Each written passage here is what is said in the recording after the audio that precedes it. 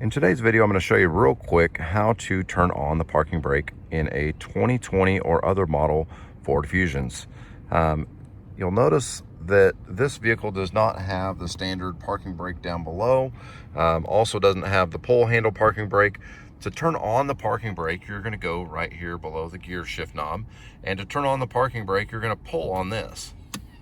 You'll hear a little sound and the parking brake is now on. You'll notice on the dash. To turn the parking brake back off, it's just the opposite of that.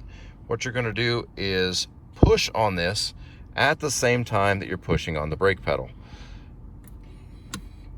And then you'll notice that the parking brake is now off.